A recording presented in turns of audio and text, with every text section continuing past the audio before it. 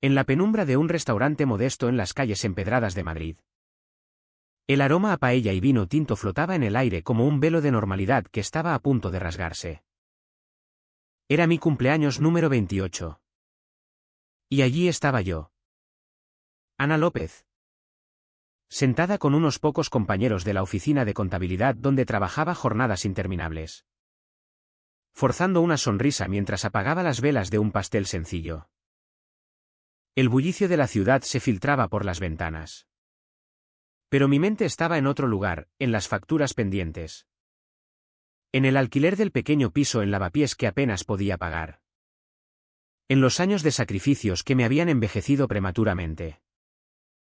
Entonces, la puerta se abrió con un tintineo que pareció detener el tiempo. Entró mi padre. Javier Ruiz.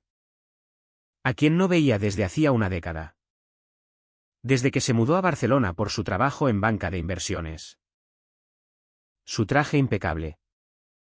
Su cabello canoso peinado con precisión. Y esos ojos verdes que yo había heredado. Se clavaron en mí con una intensidad que me heló la sangre. Ana. Feliz cumpleaños. Hija. Dijo. Acercándose con una caja envuelta en sus manos. Mi madre. Carmen. Se tensó a mi lado como una cuerda a punto de romperse. Su tenedor cayó contra el plato. Atrayendo miradas curiosas. Mi padrastro. Antonio. Removió su copa de cerveza con nerviosismo. Y mi hermanastra. Sofía. Dejó de grabar su historia en Instagram. El teléfono suspendido en el aire. Javier. ¿Qué haces aquí? Balbuceó mi madre. Su voz estrangulada por el pánico. ¿No puedo celebrar el cumpleaños de mi hija? Replicó él. Arrastrando una silla y sentándose frente a mí. La caja azul reposaba entre nosotros como una bomba a punto de estallar. Además, hay algo que quiero discutir contigo. Anne. Algo que me ha inquietado durante años. El ruido del restaurante se desvaneció en un zumbido sordo. Mis compañeros murmuraron excusas sobre madrugones y se marcharon. Dejando solo a la familia en esa mesa cargada de secretos. Javier se recostó. Observándome con esa mirada calculadora que lo había hecho exitoso. Ana. Dime, el fondo de herencia. Los 200.000 euros que tus abuelos y yo apartamos para ti cuando tenías 10 años. ¿Cómo te ha ayudado en todo este tiempo? Veo que sigues en esa firma de contabilidad. Viviendo en ese estudio minúsculo. Las palabras no encajaban. ¿Fondo de herencia? ¿200.000 euros? Mi boca se abrió. Pero no salió sonido. Me giré hacia mi madre. Cuyo rostro había perdido todo color. Los labios apretados en esa línea que recordaba de cada mentira de mi infancia. ¿Qué fondo? Susurré. La expresión de Javier pasó de curiosidad a confusión. Luego a furia contenida. El fondo que debía transferirse a ti al cumplir los 18. Carmen. Dijiste que le diste acceso. Me enviaste informes de gastos universitarios. Recibos. Debe haber un malentendido. Interrumpió Antonio. Su voz forzada y alta. Hemos tenido problemas financieros. La economía. Mis negocios. ¿Basta? Cortó Javier como un cuchillo. Sacó su teléfono. Deslizó pantallas y me lo pasó. Esta es la cuenta creada el 15 de enero de 2007. La herencia de tu abuela y mis contribuciones. Debía ser tuya hace una década. Mis manos temblaban al tomar el dispositivo. Los números bailaban ante mis ojos. Pero una cosa era clara, una cuenta a mi nombre. Con Carmen como custodia. mostrando un historial que hacía mi vida de sueldos mínimos parecer una broma cruel. Mamá. Mi voz se quebró. Carmen abrió y cerró la boca como un pez ahogándose. Ana. Cariño. No es lo que parece. Te estábamos protegiendo. Eras tan joven. Tan irresponsable. Trabajaba 2 turnos a los 16. Repliqué, alzando la voz. Renuncié a la beca en la Complutense porque dijiste que no podíamos costear la vida en Madrid. Mientras Sofía publicaba fotos desde París. Desde Roma. Desde ese semestre en Suiza. Los pedazos se encajaban ahora, formando una imagen que me revolvía el estómago. Era mi dinero. ¿Verdad? Mi futuro. Mi educación. Mi oportunidad. El silencio fue ensordecedor. Los demás comensales nos miraban. Pero no importaba. 28 años. Y acababa de descubrir que cada lucha, cada sacrificio, cada noche de hambre para ahorrar, había sido innecesaria. Todo una mentira. Somos una familia, dijo Carmen al fin. Desesperada. La familia comparte. Sacrifica por los demás. No. Me levanté tan rápido que la silla rasgó el suelo. La familia no roba. No miente. No ve a alguien destruirse mientras esconde 200.000 euros que le pertenecen. Miré a Javier. Ese extraño que era mi padre. Quien acababa de encender la mecha y quemar mi comprensión de la vida. Gracias por decírmelo. Salí, dejando el pastel intacto. Las excusas de mi madre y los jirones de mi ingenuidad.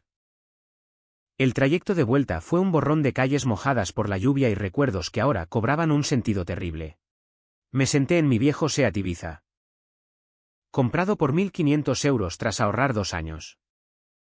Y dejé que las memorias me invadieran. Tenía 10 años cuando papá se fue a Barcelona. Aceptando ese puesto en banca que mamá dijo probaba que el dinero le importaba más que la familia.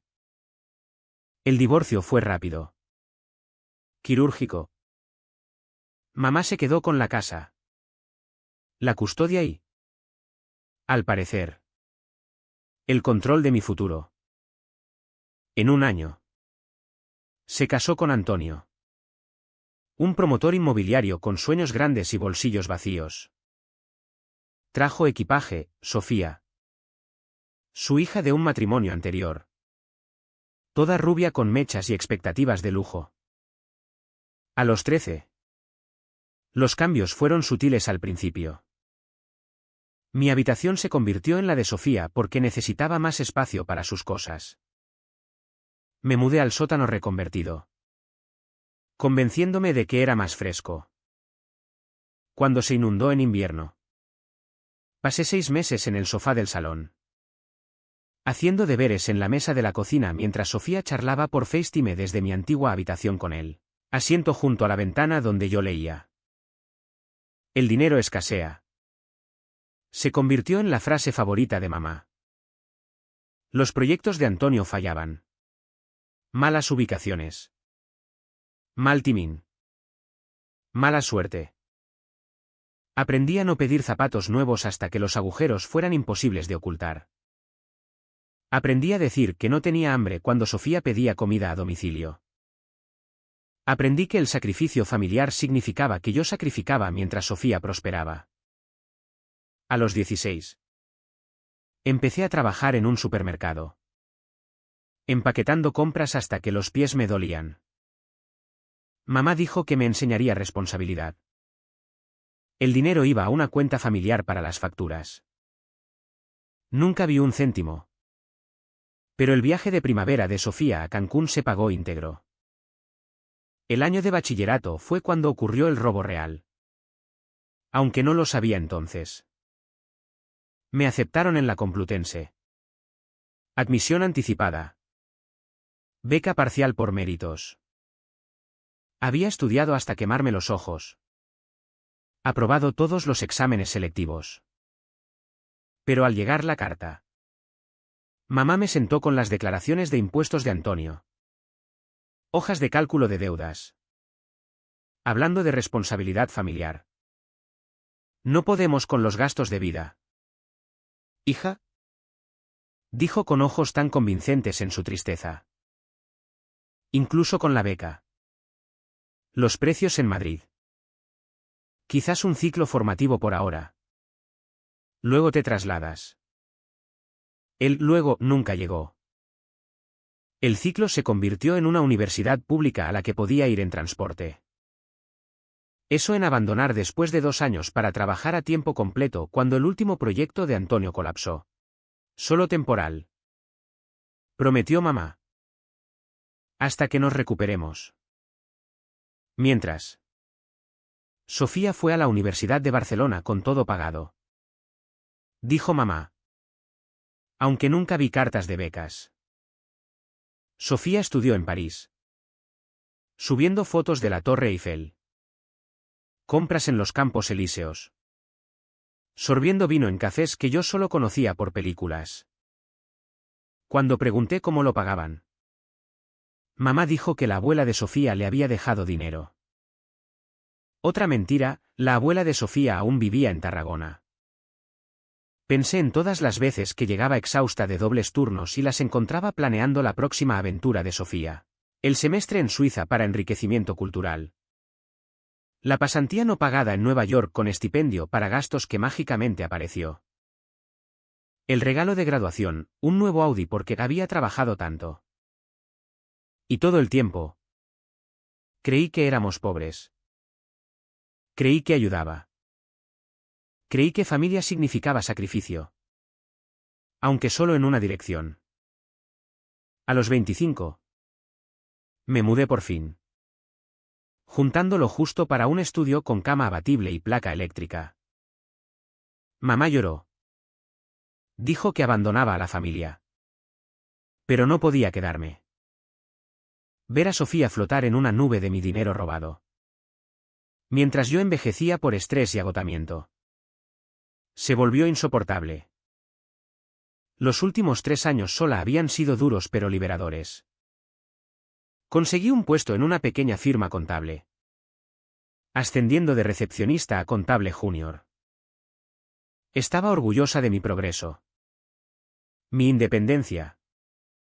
Mi capacidad de sobrevivir sola. Pero no debía haber sobrevivido. Debía haber prosperado. Debía haber graduado en la Complutense sin deudas. Con 200.000 euros para empezar. En cambio, fui estafada por quien debía protegerme. Quien supuestamente quería lo mejor para mí. Pensé en cada tarjeta de cumpleaños de papá con 50 euros dentro. Como mamá la tomaba para cambiarla bien y nunca veía el dinero. Pensé en los paquetes de los abuelos que llegaban abiertos.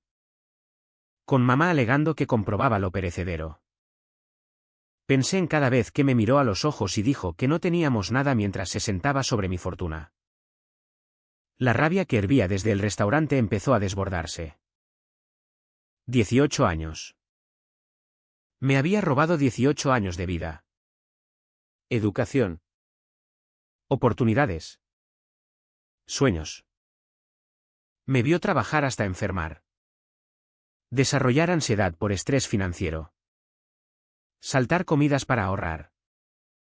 Y su conciencia nunca flaqueó. Pero esa noche. Su máscara se resquebrajó. Y al día siguiente.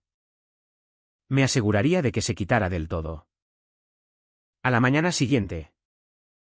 Javier esperaba en el portal de mi edificio con 2 cafés y una carpeta manila repleta de documentos. Parecía no haber dormido. Su apariencia pulcra algo arrugada. Tenemos que hablar. Dijo. Entregándome un café. La verdad completa esta vez. Nos sentamos en mi estudio minúsculo. Él en la cama abatible. Yo en la única silla de segunda mano. Extendió los papeles sobre la mesa rayada como evidencia en un crimen. Tus abuelos crearon el fondo cuando naciste. Empezó. Señalando los originales. Al morir. Te dejaron 120.000 euros. Yo añadí otros 80.000 al finalizar el divorcio. Dinero de culpa quizás. Pero quería asegurarte opciones. Cada página narraba traición, extractos de retiradas regulares. Documentos falsos de gastos educativos. Informes que Carmen envió a Javier con pagos ficticios a la Complutense. Recibos inventados. Me dijo que prosperabas. Dijo Javier. La voz cargada de arrepentimiento. Envió fotos de tu graduación, debía ser la de Sofía. Actualizaciones de clases con honores. Pasantías. Estaba orgulloso. Aliviado de que estuvieras bien pese a mi ausencia. ¿Por qué no verificaste directamente? Pregunté. Más rota que acusadora. Carmen dijo que estabas enfadada. Que necesitabas espacio. Me reenvió emails supuestamente tuyos pidiendo respeto a tus límites. Me mostró los correos, mi nombre. Pero no mi estilo. No mi dirección. Un falso astuto para quien no mirara de cerca. Solo descubrí la verdad hace un mes. Al encontrarme con tu prima Laura en Barcelona. Mencionó que luchabas. Con 2 trabajos. No cuadraba con lo de Carmen. Así que contraté un investigador privado. El informe era exhaustivo, fotos mías saliendo de la firma a las 9 de la noche. Historial educativo real. Informe crediticio de penurias. Y lo más condenatorio, fondos del fideicomiso fluyendo a cuentas ligadas a los negocios fallidos de Antonio y gastos de Sofía. Tenemos que confrontarla. Dije. Manos temblando de ira. Ya lo organicé. Replicó Javier. Nos espera en 1 hora. Dice que puede explicarlo todo. El trayecto a la casa de mi infancia. Ahora valorada el triple por el boom inmobiliario madrileño. Se sintió como ir a batalla. Javier insistió en ir juntos. Frente unido. Carmen abrió la puerta con la misma ansiedad del restaurante. Antonio acechaba detrás. Y oí a Sofía arriba. Antes de que digáis nada. Empezó. Pero Javier la cortó. Muéstranos los libros. Carmen. ¿A dónde fue el dinero? Nos sentamos en la mesa del comedor. Donde hacía deberes mientras me decían que no podíamos pagar cursos de preparación para selectividad. Carmen sacó su carpeta. Manos temblando. Fue para la familia. Empezó. Extendiendo papeles. El negocio de Antonio necesitaba capital.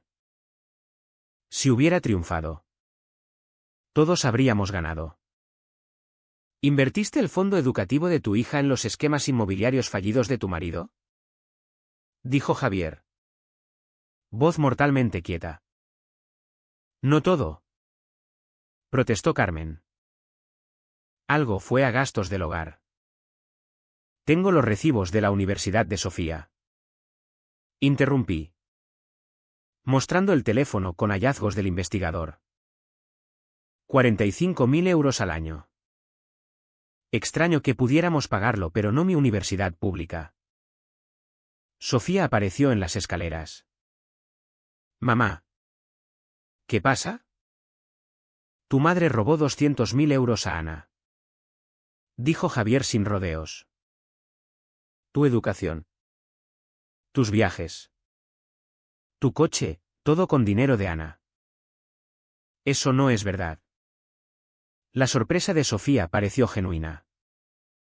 Pero algo cambió en su expresión. Espera. Dijiste que ese dinero era de las inversiones de papá rindiendo al fin. Otra mentira. Murmuró Antonio. Y me di cuenta de que quizás él también fue engañado en parte. No fue robo, insistió Carmen. Lágrimas fluyendo. Era la custodia. Tenía derecho legal a gestionarlo para beneficio de Ana. ¿Mi beneficio? Me levanté. Incapaz de quedarme quieta. Verme trabajar hasta enfermar mientras financiabas el estilo de Sofía en Instagram era mi beneficio. Dejarme abandonar la universidad mientras ella estudiaba en París era mi beneficio. Eras tan responsable. Tan independiente. Dijo Carmen desesperada. Sofía necesitaba más apoyo. Más guía. Sofía necesitaba mi dinero. ¿Quieres decir? La habitación estalló en discusiones. Antonio acusó a Carmen de mentirle. Sofía lloró por no saber. Carmen insistía en no haber hecho nada malo. Que planeaba devolverlo algún día. Que yo dramatizaba. Pero en el caos. Quedó claro, nunca pretendió decirme la verdad. Si Javier no hubiera entrado en ese restaurante, habría vivido creyendo ser la hija pobre de una familia luchadora. Sin saber que me robaron mi herencia por quien más confiaba. Quiero cada céntimo de vuelta. Dije. Cortando el ruido. Cada céntimo más 18 años de intereses. Carmen rió amarga. No puedes hablar en serio. Ese dinero se fue. Han gastado en mantener a flote esta familia. Entonces encuentra cómo recuperarlo. Dijo Javier a mi lado. Porque mañana vamos a la policía a denunciar por fraude. Suplantación y malversación. Tú eliges. Carmen. El color huyó de su rostro al entender, la hija que crió como víctima se convertía en su peor pesadilla. Esa noche no dormí. Me senté en mi mesita con el portátil. Documentos de Javier y un blog. Planeando pasos con precisión quirúrgica. No era solo rabia, era el dolor acumulado de años de silencio. De traiciones calladas que me habían moldeado en alguien que siempre daba. Nunca recibía. Al día siguiente. Contraté a una abogada. Elena Vargas. Especializada en fideicomisos familiares. Esto es abuso fiduciario claro. Dijo revisando los papeles. Podemos demandar por daños y perjuicios. Intereses. Incluso punitivos si probamos malicia. La demanda se presentó esa semana. Carmen respondió con furia. Contratando a un abogado caro. Ricardo Gómez. Quien alegó que el fondo se usó para el bienestar familiar y que yo era ingrata. Pero el investigador desenterró más, no solo el fideicomiso, sino tarjetas de crédito a mi nombre que Carmen abrió. Maxeadas en compras para Sofía. Destruyendo mi crédito. Beneficios de seguridad social de mis abuelos destinados a mí. Desviados. Hasta una beca de 4.000 euros que gané en bachillerato. Interceptada y depositada en su cuenta. Cada revelación era un puñetazo al estómago. Profundizando la herida psicológica. No era solo dinero. Era mi identidad robada. Mi confianza en la familia hecha trizas. En la primera audiencia. Carmen lloró ante el juez. Lo hice por amor. Por protegerla de errores. Pero Elena presentó evidencias irrefutables, emails falsos. Extractos bancarios. El juez ordenó congelar sus activos temporalmente. Carmen contraatacó con una contrademanda, alegaba que yo debía por años de manutención. Que mi comportamiento ingrato causó estrés emocional por 150.000 euros. Era una táctica dilatoria. Dijo Elena. Pero dolía. Me hacía cuestionar si valía la pena, el precio de la venganza era revivir cada trauma en público. Pero el silencio ya no era opción, había callado demasiado tiempo. Sofía me contactó una noche. Mamá ha enloquecido. Habla de huir del país. Tengo miedo. La llamé. Sofía. Si huye. Será fugitiva. Congelarán cuentas. Emitirán órdenes. Lo sé. Interrumpió temblando. La oí hablando de pasaportes falsos. Ana. Encontré algo. Nos reunimos en una cafetería del centro. Sofía parecía exhausta. Su perfección habitual desaliñada. ¿Tras la demanda? Revisé todo. Dijo. Pasándome un pendrive. Quería entender cómo fui tan ciega. Esto es lo que hallé. ¿Qué es? Todo. Registros de 20 años. No solo te robó a ti. Anne.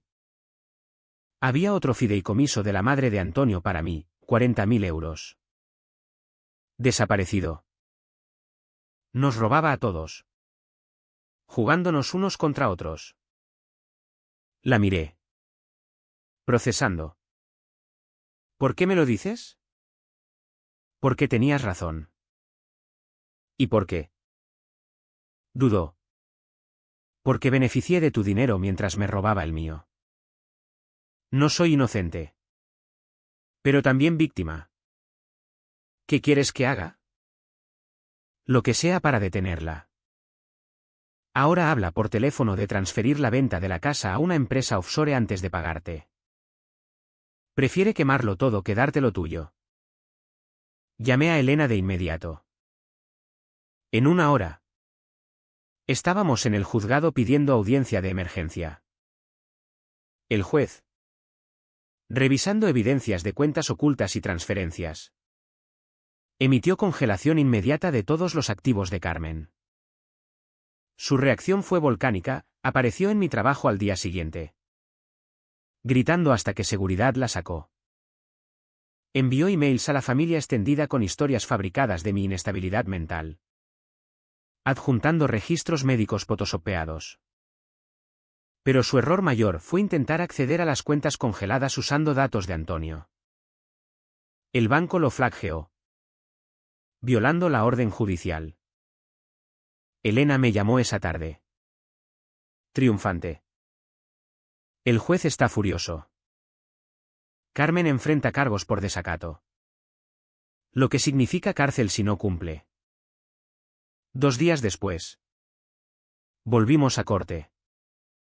Carmen parecía demacrada. Su fachada de madre suburbana rota. Gómez se retiró. Reemplazado por su abogado original. Carlos. Aún más miserable. El juez no midió palabras. Señora López. Ha mostrado un patrón de engaño. Fraude y desacato. Ordeno liquidación inmediata de activos para satisfacer el fallo. Si los fondos no se transfieren en 7 días. Será detenida. Su señoría. Suplicó Carlos. Mi clienta necesita más tiempo. Su clienta tuvo 18 años. 7 días. Al salir. Carmen me agarró el brazo. Has destruido todo, tu familia. Tu hogar. Tu madre. ¿Lo destruiste tú? Me solté. Tenías 200.000 euros míos si querías más. Podías haberme dado lo mío. Elegiste esto. Te crié. No. Dije firme. Criaste a Sofía con mi dinero mientras yo me criaba sola. Hay diferencia. Javier se interpuso. Carmen. ¿Basta? Perdiste. Acéptalo. Esto no acaba. Siseo. Pero acababa. El contable forense encontró 3 cuentas más ocultas. Trazables a retiradas del fideicomiso. La agencia tributaria se interesó en ingresos no declarados. Antonio pidió divorcio. Sofía se mudó con su madre biológica en Valencia. El imperio de mentiras de Carmen colapsaba. Y solo ella era culpable. La mujer que ocultó mi herencia por mi bien aprendería qué significa perder todo. La sala judicial estaba abarrotada para la audiencia final. El caso del fideicomiso se había extendido en la comunidad legal madrileña, con estudiantes de derecho anotando atrás. Carmen entró con Carlos, luciendo como si hubiera envejecido años en una semana. Vestía traje negro conservador, proyectando respetabilidad. Pero sus manos temblaban. La juez Herrera revisó la pila de evidencias. Expresión ensombreciéndose. El contable forense había sido minucioso, cada retirada. Documento falso. Cuenta oculta al descubierto. Antes de proceder, empezó la juez. Quiero aclarar algo. En mis 23 años en el banquillo, rara vez vi tal violación atroz de deber fiduciario. Señora López. Se le confió el futuro de su hija y lo robó sistemáticamente. El abogado de Carmen se levantó. Su señoría. Queremos presentar evidencia de que el fideicomiso fue mal establecido. Siéntese. Señor Brennan. Ordenó la juez. Revisé su moción. Era legal. Y su clienta lo sabía. De hecho, alzó el libro de contabilidad que fotografié. Llevó registros detallados de cada euro robado. Elena se levantó. Su señoría. Presentamos evidencia adicional de la investigación de activos. ¿Proceda? Elena mostró registros financieros en pantalla. La señora López no solo tomó los 200.000 euros. Reclamó a Ana como dependiente en impuestos 5 años tras su mudanza, cobrando 12.000 euros en reembolsos fraudulentos. Abrió 3 tarjetas de crédito a nombre de Ana, agotándolas y destruyendo su crédito. Cobró beneficios de seguridad social de los abuelos destinados a Ana, otros 25.000 euros. Jadeos recorrieron la sala. Me sentí entumecida. Cada vez que creía entender la profundidad de su traición, empeoraba.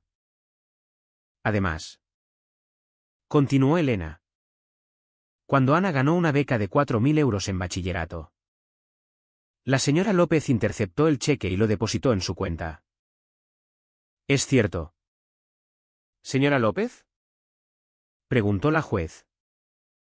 Carmen se levantó. Voz quebrada. Intentaba protegerla. Ana era joven. Irresponsable. Trabajaba 2 turnos a los 16. Interrumpí, levantándome. Era más responsable que muchos adultos porque debía serlo. Porque me dijiste que no teníamos nada. ¿No entiendes la presión que sufría? Lloró Carmen. El negocio de Antonio fallaba. Ahogábamos en deudas. ¿Así que decidiste ahogar a tu hija en su lugar? Preguntó fría la juez. Siéntense ambas. Se volvió al contable. Monto total robado, incluyendo intereses y fraude adicional. 285.000 euros. Su señoría. Conservador. Sin daños crediticios ni costos de oportunidad perdidos. La jueza asintió, leyendo su decisión. Este tribunal declara a Carmen López culpable de incumplimiento fiduciario, malversación, fraude, suplantación e evasión fiscal. Ordeno, primero, pago inmediato de 200.000 euros del fideicomiso más 50.000 en intereses. Segundo, restitución de 25.000 por fraude de seguridad social. Tercero, 12.000 por fraude fiscal. Cuarto. 4.000 por la beca robada. Quinto. 50.000 en daños punitivos por angustia emocional y conducta maliciosa deliberada. Pausó. Calculando. Total, 341.000 euros. Pagados inmediatamente de la venta de la casa. Ya ordenada por corte. Cualquier activo restante se liquidará si necesario. Su señoría. Suplicó Carlos. Esto deja a mi clienta sin nada. Su clienta dejó a su hija sin nada por 18 años mientras vivía de su dinero. Respondió la juez. Hizo sus elecciones. Pero no acabó. Adicionalmente. Recomiendo procesamiento criminal por suplantación. Fraude fiscal y de seguridad social. Emite orden de alejamiento. La señora López no puede acercarse a menos de 150 metros de Ana López. Violación resulta en encarcelamiento inmediato. Carmen se derrumbó sollozando.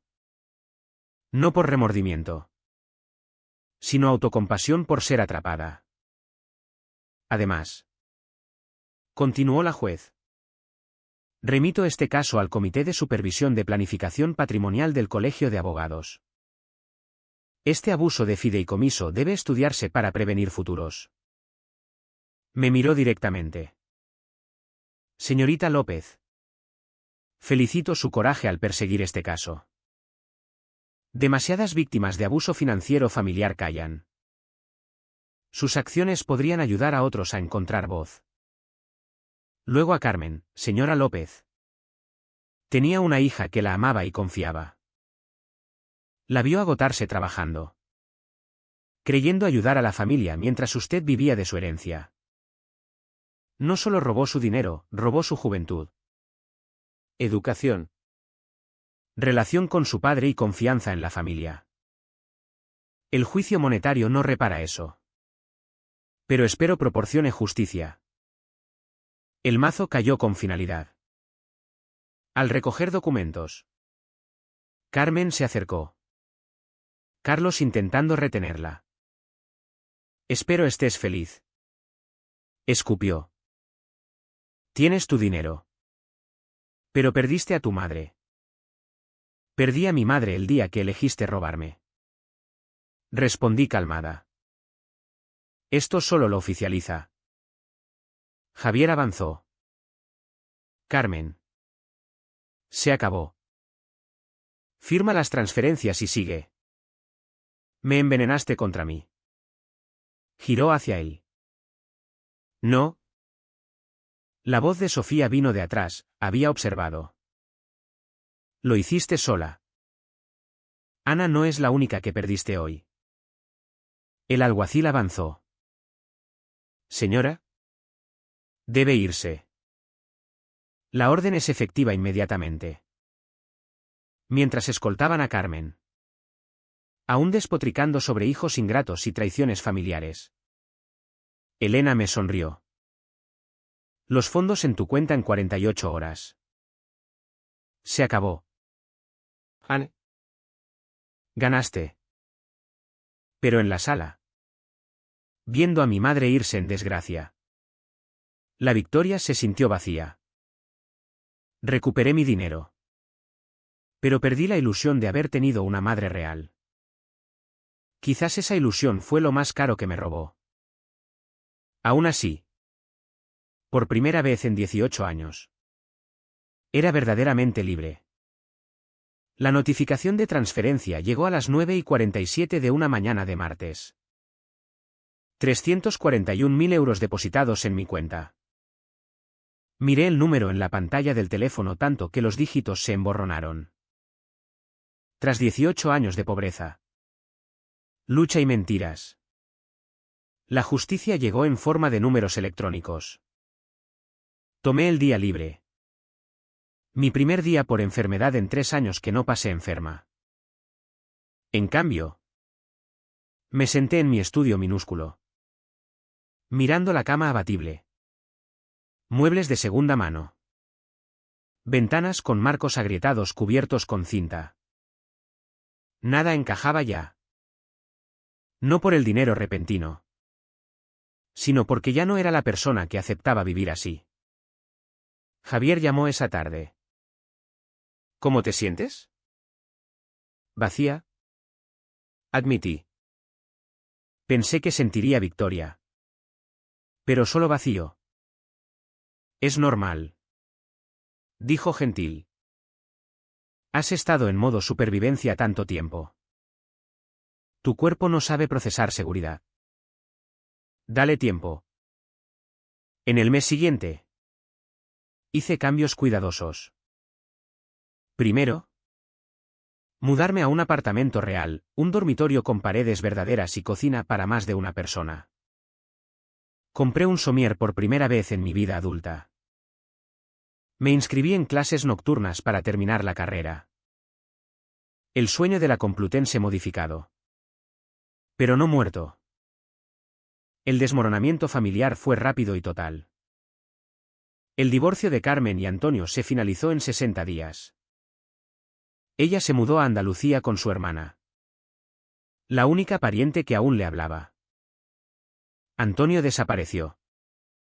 Al parecer empezando de nuevo en Galicia.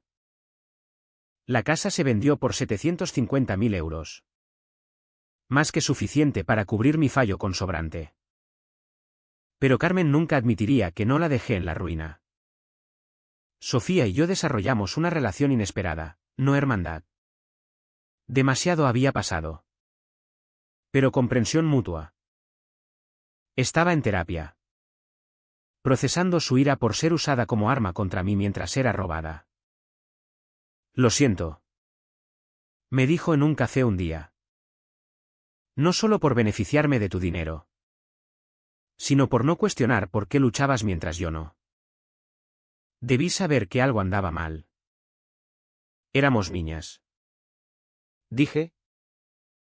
Las niñas creen lo que los padres dicen.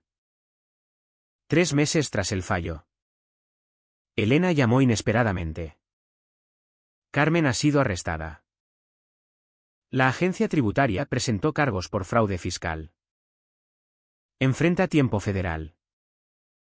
No sentí nada, ni satisfacción, ni piedad. Solo nada.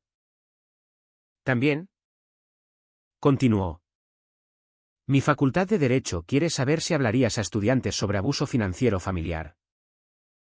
Tu caso es un hito. Acepté. Parada ante esa aula, contando mi historia a futuros abogados. Entendí mi propósito, no solo recuperar dinero, sino mostrar que robo familiar es robo. Que manipulación emocional no excusa crímenes financieros. Y que víctimas merecen justicia sin importar lazos de sangre. 6 meses después, me gradué en contabilidad. Javier voló desde Barcelona para la ceremonia. Lágrimas en ojos al cruzarme el escenario. El título que debí tener a los 22. Lo tuve a los 29. Pero mío. Ganado con mi dinero. En mis términos. Usé parte del acuerdo para crear un fondo de becas para estudiantes abusados financieramente por familia. La primera receptora fue una de 19 cuyo tío vació su fondo universitario en deudas de juego. Viéndola llorar de alivio en la ceremonia, el vacío interior empezó a llenarse.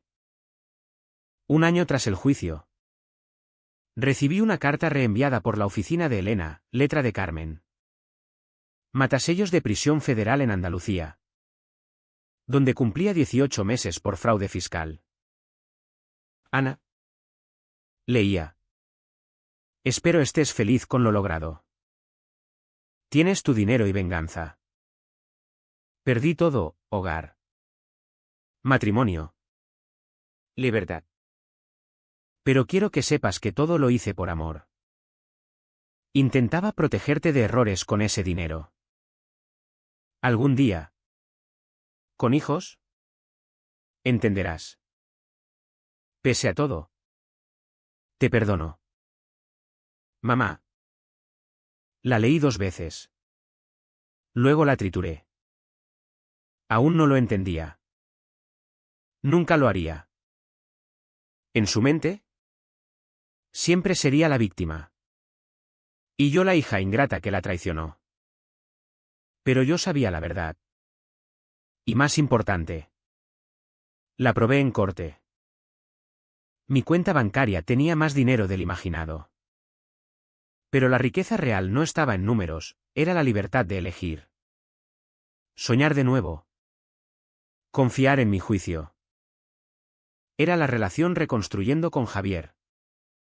Amistades auténticas ahora que no consumía la supervivencia. La vida planeando más allá del próximo sueldo. Carmen ocultó mi herencia por mi bien 18 años. Al final, luchar por recuperarla me enseñó algo valioso más que 341.000 euros, que merecía luchar por mí. Que familia no excusa robo. Y que a veces la mejor venganza no es destruir a otro, es negarte a que te destruyan. La chica que durmió en sofá mientras su hermanastra vivía en lujo se fue. En su lugar, una mujer que combatió a quien más confiaba y ganó. No solo en corte, sino en vida. Mi fideicomiso finalmente financió lo previsto, mi futuro. Solo tomó 18 años y un juzgado para llegar.